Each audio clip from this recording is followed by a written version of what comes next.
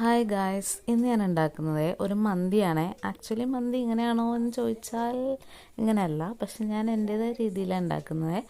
അപ്പോൾ അതിന് വേണ്ടിയിട്ട് ഞാൻ ചിക്കൻ ഫോർക്ക് വെച്ച് നന്നായിട്ടൊന്ന് കുത്തി കൊടുത്തായിരുന്നു. അതിനകത്തേക്ക് ചെറുതായിട്ട് അരിഞ്ഞിട്ടുള്ള ക്യാപ്സിക്കം, സവാള, പച്ചമുളക്, ഇഞ്ചി, വെളുത്തുള്ളി, തൈര്, ഉപ്പ്, ചെറുനാരങ്ങ നീര്, പിന്നെ മഞ്ഞൾപ്പൊടി, മുളക് പൊടി ചേർത്തായിരുന്നു. പിന്നെ എൻ്റെ കയ്യിൽ മാഗി ക്യൂബ്സ് ഇല്ലായിരുന്നു ഗൈസ്, അതുകൊണ്ട് ഞാൻ സീസണിങ് മസാല വെച്ച് അഡ്ജസ്റ്റ് ചെയ്തു. കുറച്ച് ഉപ്പും കൂടി ചേർത്തിട്ട് നന്നായിട്ട് മിക്സ് ചെയ്തെടുത്ത് എന്നിട്ട് അത് ഞാൻ വേവിക്കാൻ വെച്ച്. പിന്നെ എനിക്ക് പറ്റിയൊരു അബദ്ധം എന്താണെന്ന് വെച്ചാൽ ഞാൻ ഫുഡ് കളർ വാങ്ങിച്ചായിരുന്നു. സാധാരണ ഞാൻ ബിരിയാണി ഉണ്ടാക്കുമ്പോൾ പാലിൽ മഞ്ഞൾപ്പൊടി ചേർത്തിട്ടാണ് കളറിന് വേണ്ടിയിട്ട് ആഡ് ചെയ്യാറ്. പിന്നെ ഇത് വീഡിയോ എടുക്കാനല്ലേ, പിന്നെ മന്തിയല്ലേ, അതിൻ്റെ ഒരു ലുക്ക് വരാൻ വേണ്ടിയിട്ട് ഞാൻ കളർ വാങ്ങിച്ചു. പക്ഷെ ഞാനത് റെഡ് കളറാണോ എന്ന് ചെക്ക് ചെയ്തില്ലായിരുന്നു.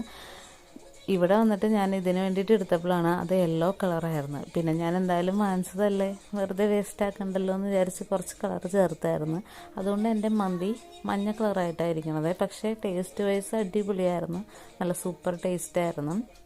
അതിന് വേണ്ടിയിട്ട് ഞാൻ ചിക്കൻ വേവിച്ചിട്ട് അതിൻ്റെ സ്റ്റോക്ക് എടുത്ത് വെച്ചിട്ടുണ്ടായിരുന്നു. എന്നിട്ട് ഹാഫ് ബോയിൽ ചെയ്ത റൈസ് പകുതി അതിലേക്ക് ആഡ് ചെയ്തായിരുന്നു. എന്നിട്ട് അതിൻ്റെ മുകളിൽ സ്റ്റോക്ക് ഒഴിച്ചു കൊടുത്ത്, റൈസിന് ഞാൻ പുതിനയും മല്ലിയില ഇട്ടാണ് വേവിച്ചത്, അതുകൊണ്ട് ഞാൻ സെപ്പറേറ്റ് ആയിട്ട് പിന്നെ ഇട്ടില്ലായിരുന്നു. പിന്നെ അടുത്ത ലെയർ വിട്ട് അതിൻ്റെ മുകളിൽ പിന്നെയും സ്റ്റോക്ക് ഒഴിച്ചായിരുന്നു. എന്നിട്ട് അത് ഒരു വിസിലടുപ്പിച്ചെടുത്ത്, സലാഡ് ഞാൻ ഓൾറെഡി ഉണ്ടാക്കി. പിന്നെ അതിന് വേണ്ടിയിട്ടൊരു പുതിന ചട്നി ഉണ്ടാക്കിയായിരുന്നു. അത് നോർമലി എല്ലാവരും ഉണ്ടാക്കുന്ന പോലെ ഇഞ്ചിയും പച്ചമുളക്, പുതിന, സവാള ചേർത്തിട്ട് അരച്ചായിരുന്നു. എന്നിട്ട് അതിനകത്തേക്ക് കുറച്ച് തൈരും ഉപ്പും കൂടി ചേർത്ത് ഒന്നുകൂടി അരച്ചെടുത്ത്, അങ്ങനെ പുതിന ചട്നി സെറ്റ്.